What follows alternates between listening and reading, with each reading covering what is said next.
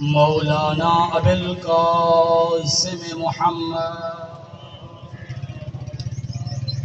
وعلى آله الطيبين الطاهرين المعصومين المظلومين المنتجبين المنتخبين الذين أذهب الله عنهم الرجس وطهرهم تطهيرا ولعنة الله على أعدائهم أجمعين من يوم عداوتهم إلى قيام يوم الدين. أما بعد فقد قال الله تبارك وتعالى في كلامه الأعلى: بسم الله الرحمن الرحيم وهو الذي خلق الموت والحياة ليبلوكم أيكم أحسن عملا. درود پڑھیے بر محمد و آل محمد. سامعین مکرم، حاضرین مجلس، بزرگان تشریف فرما ہیں، جوان بھی تشریف فرما ہیں، علماء کرام، قاریان قرآن، حفاظ قرآن میرے سامنے تشریف فرما ہیں. ان علماء کے ہوتے ہوئے میرے جیسے ایک ادنا سے جوان کے لیے آپ جیسے عظیم اجتماع میں خطاب کرنا جسارت سے کم نہیں ہے، لیکن چونکہ مجھے حکم دیا گیا ہے تو حکم کی تعمیل کرتے ہوئے آپ کی خدمت میں حاضر ہوا ہوں. میں مشل آتا سب کو تھا لیکن تھکے ہوئے شاید. سامعین مکرم، اپنی گفتگو بغیر کسی تمہید کے شروع کروں. میں نے آپ کے سامنے خالق لم یزل ولا یزال کے دارِ قرآن مجید سے ایک مختصر سی آیت کو تلاوت کرنے کا شرف حاصل کیا ہے، جس میں رب کائنات حکمت اور فلسفہ بیان کر رہا ہے. کس چیز کا؟ موت اور حیات کا. چونکہ یہ رسم کلخانی کی مجلس ہے، مجلس ترحیم ہے، تو حال کا تقاضا یہ ہے کہ اسی موت کے موضوع پہ گفتگو کی جائے. پروردگار عالم اس آیت قرآنی میں کیا ارشاد فرمایا، کیا ارشاد فرما رہا ہے؟ وَهُوَ الَّذِي خَلَقَ الْمَوْتَ وَالْحَيَاةَ، وہ ہے جس نے موت اور حیات کو خلق کیا ہے. اے اللہ، تو نے موت اور حیات کو کیوں خلق کیا؟ ارشاد رب العزت ہو رہا ہے لِيَبْلُوَكُمْ أَيُّكُمْ أَحْسَنُ عَمَلًا. میں نے زندگی اور موت کو اس لیے پیدا کیا ہے، زندگی اور موت کو اس لیے خلق کیا ہے تاکہ میں تمہارا امتحان لے کے دیکھ سکوں تم میں اچھے عمل کون انجام دیتا ہے. اس کا مطلب ہے موت کی جو تخلیق کا فلسفہ ہے، موت کی تخلیق میں جو اللہ کی حکمت ہے، زندہ کرنے کے بعد اللہ نے جو یہ موت کا امر رکھا ہے، اس لیے رکھا ہے تاکہ موت کے بعد جو مراحل آئیں گے وہاں پتہ چلے گا اچھا عمل کس کا تھا اور برا عمل کس کا تھا. اب یہ کہ موت حقیقت ہے، کوئی بھی ذی شعور انسان اس حقیقت کا انکار نہیں کر سکتا. کوئی بھی انسان، میں نے کہا ہے، مسلمان نہیں کہا، کوئی بھی انسان، چاہے اس انسان کا تعلق کسی مذہب سے ہو یا نہ ہو، مسلمان شیعہ سنی ہونا تو بعد کی بات ہے، کوئی بھی انسان چاہے خدا کو مانتا ہو یا نہ مانتا ہو، چاہے وہ کسی بھی مذہب کو مانتا ہو یا نہ مانتا ہو، کوئی بھی انسان چاہے وہ شعور رکھتا ہو یا شعور نہ رکھتا ہو، کوئی بھی انسان چاہے وہ علم رکھتا ہو یا علم نہ رکھتا ہو، کائنات کا کوئی بھی انسان ایسا نہیں ہے جو موت جیسی حقیقت کا انکار کرے. کبھی سوچا ہے اس کی وجہ کیا ہے؟ انسان خدا کا انکار کر دیتا ہے، انسان نبی کا انکار کر دیتا ہے، انسان کسی دین کا انکار کر دیتا ہے، انسان قرآن کا انکار کر دیتا ہے. انسان ہیں جو نماز نہیں پڑھتے، مطلب وہ نماز کا انکار کر رہے ہیں. تو انسانوں میں اکثریت ایسی ہے جو ان چیزوں کا انکار کرتے ہیں، لیکن کائنات میں کوئی ایک مثال ایسی نہیں ملتی کہ وہ ہو انسان اور موت کا انکار کر دے. اگر آپ تائید کرتے ہیں تو زور سے سبحان اللہ کہیں تاکہ میرا حوصلہ بنتا رہے. کائنات میں کوئی انسان ایسا نہیں ہے کہ جو موت کا انکار کرتا ہو. وجہ کیا ہے؟ کیوں موت کا انکار کوئی نہیں کر سکتا؟ اسے کہتے ہیں دلیل مشاہدہ. انسان اپنی زندگی میں پیدا ہونے سے مرنے تک اپنی زندگی میں کئی مرتبہ مشاہدہ کر چکا ہے، اپنی زندگی میں کئی مرتبہ وہ دیکھ چکا ہوتا ہے کہ موت ایک ایسی حقیقت ہے جو زندگی کے کسی بھی عمر میں آ سکتی ہے.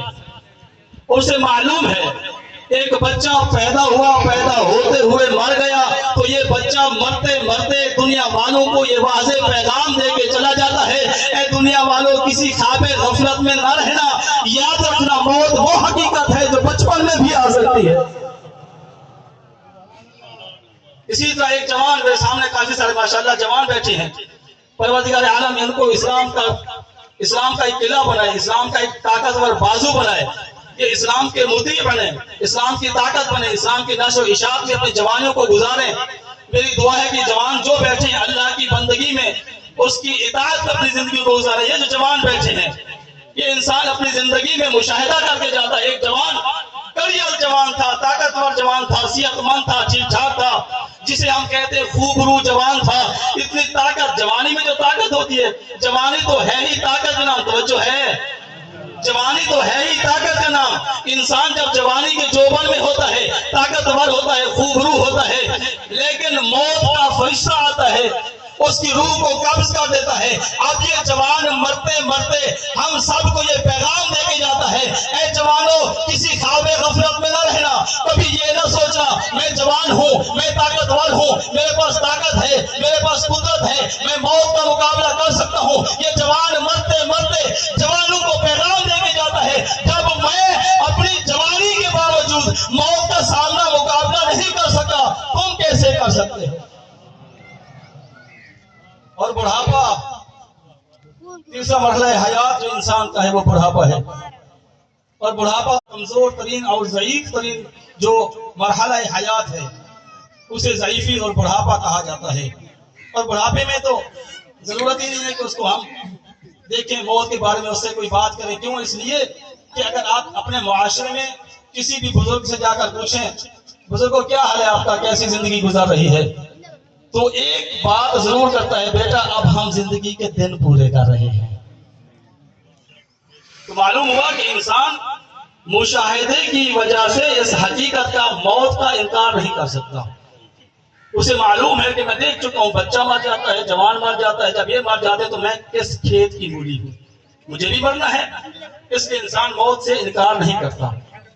دوسری، اگر کوئی مسلمان ہو تو وہ بدرجہ اولا اس حقیقت کا انکار نہیں کر سکتا، اس لیے کہ جو مسلمان ہو اور قرآن مجید کی تلاوت کرتا ہو، اس کے سامنے جب یہ آیت آ جائے کل شیء ہالک الا وجہہ، کہ کائنات میں ہر چیز فنا ہو جائے گی، اللہ کی ذات باقی رہے گی۔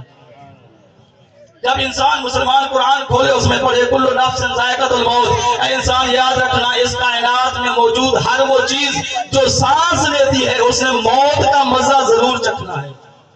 پھر انسان یہ آیت پڑھنے کے باوجود وہ مسلمان موت کا انکار کیسے کر سکتا ہے؟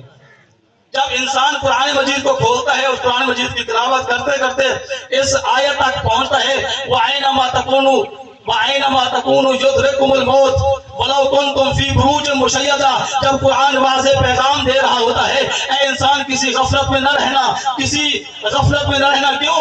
يُدْرِكْكُمُ الْمَوْتُ أَيْنَمَا تَكُونُوا يُدْرِكْكُمُ الْمَوْتُ، جہاں بھی چلے جاؤ گے، جہاں بھی چلے جاؤ گے موت نے تمہیں آ کر لینا ہے۔ چاہے تم سو رہے ہو موت آ سکتی ہے، تم جاگ رہے ہو تب بھی موت آ سکتی ہے، تم چل رہے ہو تب بھی موت آ سکتی ہے، تم ہوا کا سفر کر رہے ہو تب بھی موت آ سکتی ہے، تم زمین کا سفر کر رہے ہو تب بھی موت آ سکتی ہے، اگر تم گھر میں بیٹھے ہو تب بھی موت آ سکتی ہے، اگر تم میدان میں بیٹھے ہو تب بھی موت آ سکتی ہے۔ قرآن نے تو اس سے بھی پڑھ کر کہا وَلَوْ كُنْتُمْ فِي بُرُوجٍ مُشَيَّدَةٍ، چاہے تم مضبوط بلند اور مضبوط کلوں میں اپنے آپ کو چھپا لو، موت وہ حقیقت ہے جو تمہیں بلند کلوں میں آ کر درد کر لے گی۔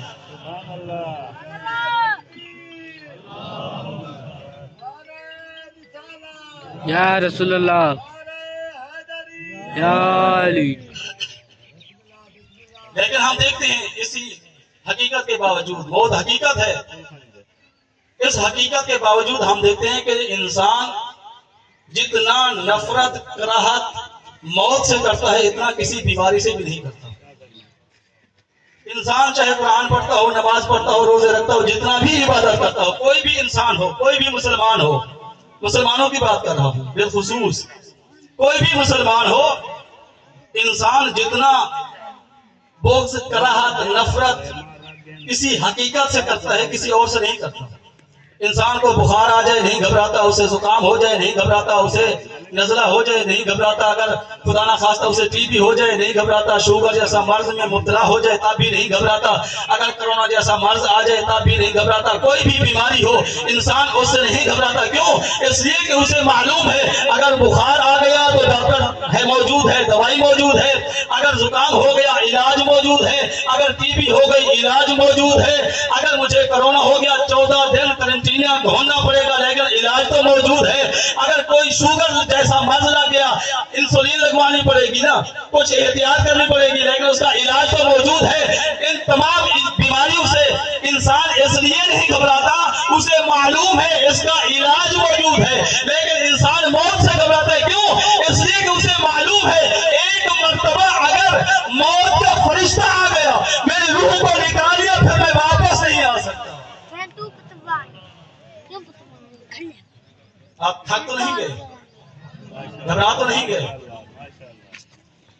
10-1 منٹ اور آپ اگر دینا چاہیں تو میں 10 منٹ اور ایک نقطہ بیان کرنا ہے کہ انسان موت سے گھبراتا کیوں ہے۔ انسان جو قرآن پڑھتا ہو، نماز پڑھتا ہو، اللہ کو ایک مانتا ہے، رسول کی نبوت پہ ایمان لایا، اسلام لایا، قرآن میں موت کا تذکرہ پڑھتا ہے، پھر موت سے گھبراتا کیوں ہے؟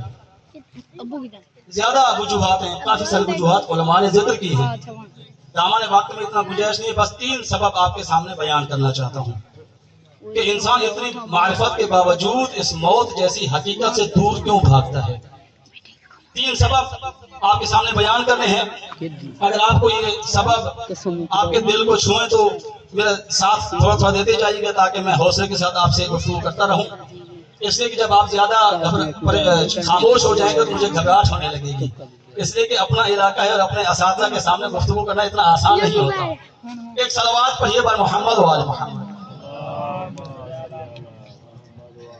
سامعین مکرم، علماء کہتے ہیں کہ الانسان یفر من الموت، انسان موت سے فرار حاصل کرتا ہے۔ کیوں؟ 3 وجوہات میں ذکر کرنے لگا ہوں۔ پہلی وجہ یہ ہے الانسان یفر من الموت لشدت ارتباطہ بہذہ الدنیا، انسان اس لیے موت سے فرار حاصل کرتا ہے، موت سے دور بھاگتا ہے کیونکہ انسان نے اس دنیا کے ساتھ اپنا گہرا رشتہ اور تعلق قائم کر چکا ہے۔ اس نے اپنے کئی کاروبار کھول لیے ہیں، اس کے کئی بزنس ہو گئے جناب، اس کی زمینیں ہیں، اس کے رقبے ہیں، اس نے ابھی آموں کا موسم ہے، وہ ایک باغیچہ تیار کرے گا، آم کے درخت پودے لگائے گا، اب وہ اس انتظار میں بیٹھا رہتا ہے کہ آم بڑے ہوں گے، یہ پھل دیں گے، میں بیچوں گا، ان سے فائدہ لوں گا۔ آم بڑے ہونے تک وہ موت سے گھبراتا رہتا ہے، موت آ گئی تو میرے باغ تباہ ہو جائے گا۔ الانسان یفر من الموت لشدت ارتباطہ بہذہ الدنیا، انسان اس لیے موت سے گھبراتا ہے، اس نے کئی کاروبار کھول رکھے ہوتے ہیں، اس نے بنگلے بنانے ہوتے ہیں، اس نے گاڑیاں لینی ہوتی ہیں، اس کی زندگی میں کئی خواب ہوتے ہیں، اللہ نے مجھے اولاد دی ہے، ان کی تربیت کروں گا، ان کو تعلیم دلواؤں گا، ان کو نوکری دلواؤں گا، ان کی شادی کروں گا، پھر میں آزاد ہو جاؤں گا۔ انسان نے کئی کاروبار کھولے ہوتے ہیں، کئی اس کے منصوبے ہوتے ہیں، کئی اس کی پلاننگز ہوتی ہیں، جب اس کا اتنا گہرا ربط اس دنیا کے ساتھ قائم ہو چکا ہوتا ہے، اب یہ انسان آمادہ نہیں ہوتا کہ موت کی آغوش میں چلا جائے۔ اسی لیے کہا گیا الانسان یفر من الموت لشدت ارتباطہ بہذہ الدنیا، انسان اس لیے موت سے بھاگتا ہے کہ اس نے دنیا کے ساتھ گہرا ربط قائم کر لیا ہوتا ہے۔ دوسری وجہ انسان موت سے کیوں گھبراتا ہے، الانسان یفر من الموت لحبہ لأہلہ، انسان کوئی بھی ہو، ہر انسان کو اپنے اہل و عیال سے محبت ہوتی ہے۔ میں زیادہ وقت نہیں لے رہا، کوئی بھی انسان ہو اسے اپنے اہل و عیال سے محبت ہوتی ہے، بیوی سے محبت ہوتی ہے، بچوں سے محبت ہوتی ہے، والد سے محبت ہوتی ہے، بیوی سے والدہ سے محبت ہوتی ہے، بہنوں سے محبت کرتا ہے انسان، بھائیوں سے محبت کرتا ہے انسان، اپنی ماں کے رشتہ داروں سے، باپ کے رشتہ داروں سے، چچا سے، ماما سے، کزن سے، جو بھی رشتے ہوتے ہیں انسان اپنے رشتہ داروں سے محبت کرتا ہے۔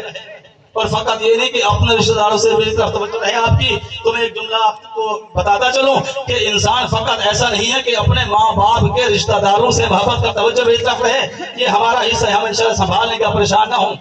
انسان اس لیے محبت فقط اپنے والدین سے نہیں کرتا. میرا جملہ آپ نے ضائع کر دیا چونکہ توجہ آپ کی ختم ہو گئی. الانسان یفر من الموت، انسان دور بھاگتا ہے موت سے، اس لیے کہ اسے اپنی ماں سے محبت ہوتی ہے. توجہ میری طرف رہے، اسے اپنی ماں سے توجہ، اپنی ماں سے، یہ بات میں نہیں آتے تھوڑا ٹائم رہتا تھا.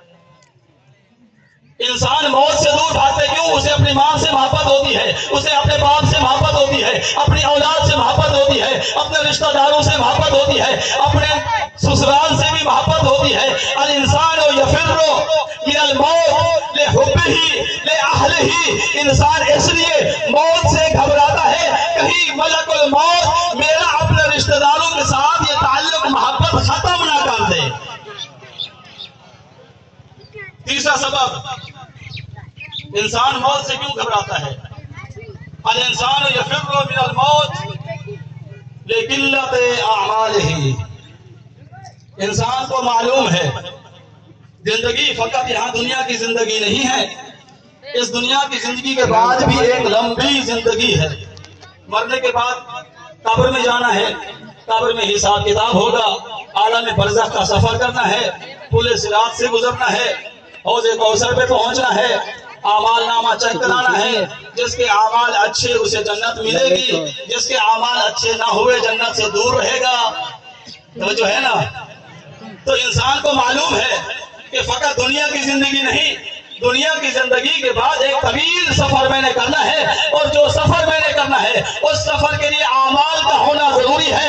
اور میرے جیسے انسان کو معلوم ہے میں اس دنیا میں کیسے جاؤں، اس عالم میں کیسے جاؤں. نہ میرا اخلاق اچھا ہے، نہ میرا کردار اچھا ہے، نہ میرے اعمال اچھے ہیں، نہ میرا کردار اچھا ہے، نہ میں نے انسانوں کے بندوں کے حقوق پورے کیے ہیں، نہ میں نے اپنے رب کے حقوق پورے کیے ہیں، نہ میں نے ہمسائے کے حقوق ادا کیے ہیں. مسجدیں خالی رہتی ہیں، ہوٹل پہ رش رہتا ہے.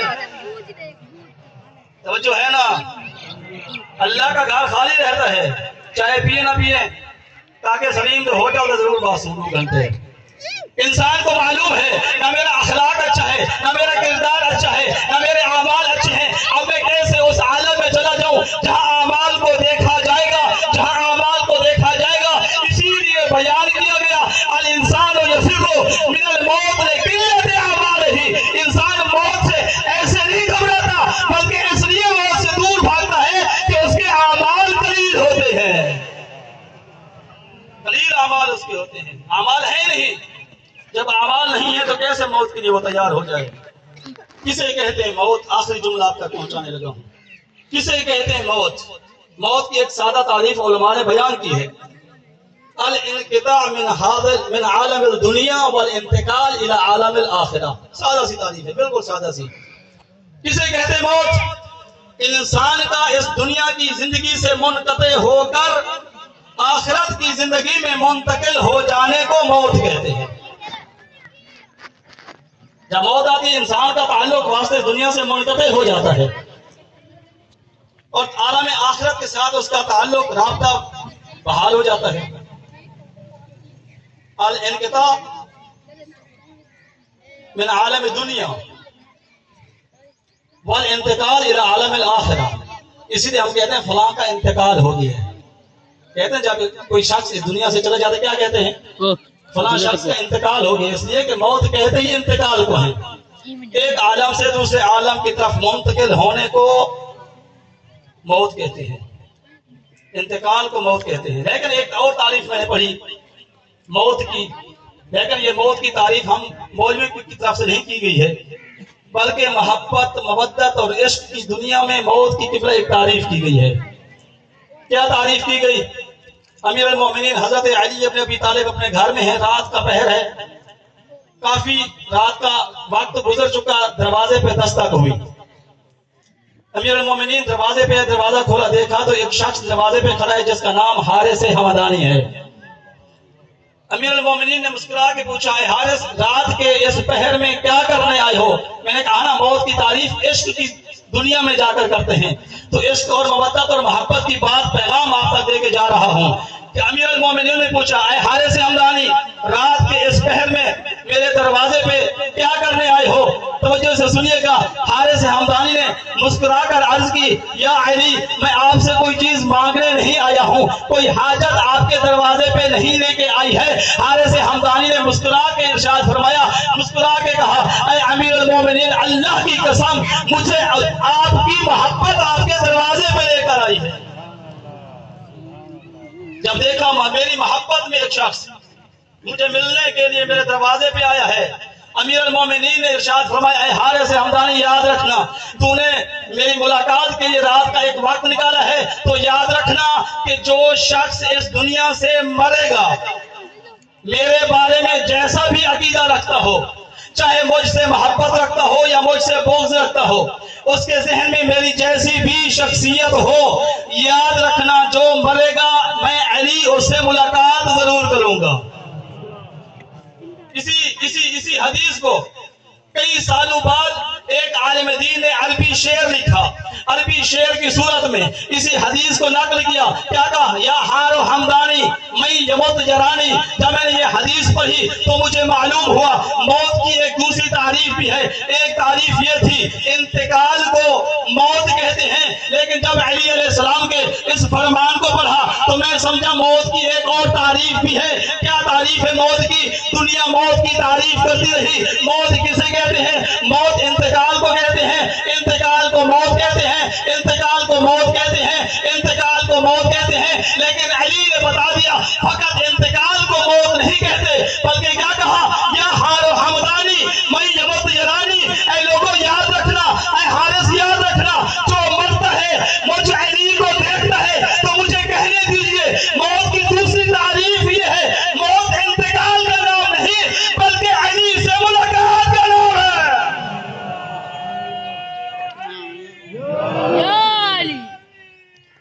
زندہ و سلامت رہے. علی سے ملاقات کا نام موت ہے. جس علی سے ملاقات کا نام موت ہے اس علی کی اولاد دنیا میں ظلم و ستم سہتی رہی. چونکہ مجلس ترحیم ہے, ایک مرحومہ کے ایصال ثواب کی مجلس ہے, تو ہمارا اعتقاد ہے کہ ہم ان مجالس کے آخر میں ذکر مصائب کرتے ہیں تاکہ اس مرحومہ کے درجات میں مزید بلندی آ جائے. اور ہمیں تو اہل بیت نے بتایا من بقا او ابقا او تباکا وجبت لہ الجنہ. جو شخص روتا ہے یا رلاتا ہے یا رونے کی صورت بناتا ہے, رونے کی شکل بناتا ہے, وجبت لہ الجنہ, اس پہ جنت واجب ہو جاتی ہے. تو ہمارے پاس حصول جنت کا ایک اور ایکسٹرا ذریعہ بھی ہے. یہ جو مصائب اہل بیت پڑھے جاتے ہیں اس میں جو لوگ گریہ کرتے ہیں, وہ علی جو ہر مرنے والے کی ملاقات کے لیے آتا ہے, اس علی کی بیوی تھی جس کا نام فاطمہ الزہرا ہے. تاریخ نے لکھا اپنے بابا کے جانے کے بعد اس بیوی کے ساتھ کچھ ایسا ناروا سلوک کیا گیا. تاریخ میں یہ لفظیں موجود ہیں. رسول کی بیٹی کی عمر نے جو تاریخ نے لکھی ہے 18 سال ہے, اور 18 سال کا کوئی بھی مرد ہو یا عورت ہو جوان ہوتا ہے, جوان کو زندگی سے پیار ہوتا ہے. کوئی انسان ایسا نہیں ہے جو موت کی تمنا کرے. لیکن میں آپ کو لمحہ فکریہ دے کے جا رہا ہوں, فقط میری بات پہ ڈیپینڈ نہ کیجیے گا, گھر جا کے تاریخ کو جا کر دیکھیے گا یہ مولوی نے جو بات کی تھی کیا تاریخ میں کہیں لکھی ہوئی ہے یا نہیں لکھی ہوئی. میں نے کہا ہر جوان کو اپنی جوانی سے پیار ہوتا ہے, ہر انسان اپنی زندگی کی دعا کرتا ہے, لیکن ہم نے تاریخ میں جا کر پڑھا رسول کی بیٹی ہاتھ بلند کر کے دعا کر رہی تھی اللہم عجل وفاتی, اے اللہ اب فاطمہ کو موت دے دے. اب فاطمہ اس دنیا میں نہیں رہنا چاہتی. اور ہم نے جا کر تاریخ میں دیکھا رسول کی بیٹی موت کی دعا کیوں مانگ رہی تھی. ہم نے دیکھا کہ رسول کے جانے کے بعد یہی رسول کی بیٹی تھی امت مصطفیٰ دروازے پہ بابا کا پرسہ دینے کے لیے آئی. کچھ اس انداز میں پرسہ دیا. جب یہ پرسہ تعزیت کر کے واپس گئے, تاریخ نے بتایا زہرا کی حالت کیا تھی. زہرا کی آنکھ بھی زخمی تھی, تماچا لگنے سے رخسار بھی زخمی تھے, دروازہ لگنے سے بی کا پہلو بھی زخمی ہو چکا تھا. اجرکم علی اللہ, اجرکم علی اللہ عزادارو. بھئی دیکھیں یہاں فوت کی ہو گئی ہے نا, یہ میرے بھائی بیٹھے ابھی بھی رو رہے تھے.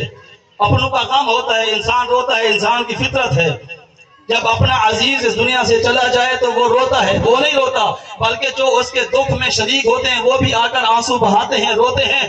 جب میں کہتا ہوں عام انسان مر جائے ہم روتے ہیں، کیا نبی رحمت جب اس دنیا سے چلے گئے کیا ان پہ نہیں رونا چاہیے تھا؟ یہی قصور تھا زہرا کا، اپنے بابا کے فراق میں رات دن گریا کرتی تھی، رات دن اپنے بابا کے دکھ میں رویا کرتی تھی، اتنا گریا کرتی تھی، رات کو بھی گریا دن کو بھی گریا۔ ایک وقت آیا امیر کائنات علی کے دروازے پہ کچھ لوگ آئے، دستک دے کے کہا کیا ایسی مثال آج ہمارے معاشرے میں ہے؟ کیا ایسا ابھی ہوتا ہے؟ لیکن اس وقت ہوا، میری بات پہ یقین نہیں، تاریخ اٹھا کے دیکھ لیجئے گا، تاریخ میں سب کچھ موجود ہے۔ دستک ہوئی دروازے پہ، کچھ لوگ کھڑے تھے، علی نے دروازہ کھولا تو وہ ایک بات کہا انہوں نے، ایک بات کہی انہوں نے، اے علی رسول کی بیٹی سے کہہ دو اس کے رونے سے ہمارا سکون خراب ہوتا ہے، جب یہ زور سے گریا کرتی ہے ہمارے بچے سو نہیں سکتے۔ علی اپنی بیوی سے کہہ دو یا رات کو رویا کرے یا دن کو رویا۔ اجرکم علی اللہ، اجرکم علی اللہ۔ اے علی اپنی بیوی سے کہہ دو اپنے بابا کے غم میں رو رہی ہے یا رات کو رویا کرے یا دن کو رویا کرے۔ علی آئے گھر میں، بیوی نے پوچھا مولا کون آئے تھے، کیوں آئے تھے؟ امیر کائنات نے رو کے کہا تیرے بابا کی امت کے لوگ آئے تھے۔ کیوں آئے تھے؟ کہا تجھے روکنے آئے تھے، یا دن کو رویا کرو یا رات کو۔ کسی بھی عزیز کے لیے ممکن نہیں ہوتا کہ اپنے عزیز کے فراق میں رونے کا وقت معین کرے، ممکن ہی نہیں ہے۔ آپ تائید کریں نہ کریں یہ ممکن نہیں ہوتا۔ میرے بزرگوار نے مصائب پڑھے، ان کے مصائب سے میں اتفاق نہیں کرتا۔ میں گزارش کروں گا اگر آپ لوگ نے اہل بیت کی مصیبت کو ذکر کرنا ہے تو پہلے صحیح تحقیق کر کے آیا کریں۔ آپ یہ فیصلہ نہیں کر سکتے کہ ان کے پردہ تھا یا نہیں تھا، وہ روتی رہی یا روتی نہیں رہی۔ مقتل کی کتابیں لکھی ہوئی ہیں، مصائب کی کتابیں لکھی ہوئی ہیں، 3-4 کتابیں ابھی میرے پاس پڑی ہیں، اگر آپ آ جائیں تو میں ابھی آپ کو دیتا ہوں۔ آپ کو اندازہ ہی نہیں ہے کہ کربلا کی سرزمین پہ انسانیت رہی تھی، یزیدیت تھی۔ اس لیے ہم نہیں روتے کہ ہمیں رونے کا شوق ہے، اور میں اختلافی گفتگو بھی نہیں کرنا چاہتا۔ ادنا صاحب کا چھوٹا بھائی ہو کے گزارش کر رہا ہوں، اگر آپ نے اس انداز میں مسائل بیان کرنے ہیں تو پھر نہ کیا کریں، اس لیے کہ ہمیں تکلیف ہوتی ہے۔ تم لوگ اہل بیت کے مسائل کو چھپاتے ہو، ہمیں تکلیف ہوتی ہے۔ نہ پڑھا کریں مسائل، ضرورت نہیں ہے کوئی کسی کے پڑھنے کی۔ ہمارے پاس تاریخ موجود ہے، ہم روتے بھی ہیں، ماتم بھی کرتے ہیں، حسین کا غم مناتے ہیں، ہم بتاتے ہیں یزیدیت نے کیا کیا تھا۔ علی اپنی بیوی سے کہہ دیجئے رات کو رویا کرے یا دن کو رویا کرے۔ امیر کائنات نے جناب سیدہ سے کہا دن کو رویا کرو۔ جناب سیدہ دن کو رویا کرتی تھی۔ مدینے والوں کو یہ بھی برداشت نہ ہوا، کہا کہ علی زہرا سے کہہ دو کہیں دور جا کر رویا کرے، اتنا دور چلی جائے اس کے رونے کی آواز ہمارے کانوں تک نہ پہنچے۔ امیر کائنات نے فاطمہ سے کہا اے رسول زادی اب تیرا ایک وقت کا رونا بھی ان کو گوارا نہیں ہے۔ کیا کہ علی نے مدینے سے دور ایک چھوٹا سا کمرہ بنایا، کھجور کی لکڑیوں کا تھا یا گارے کا بنا ہوا تھا، اس کا نام رکھا بیت الحزن۔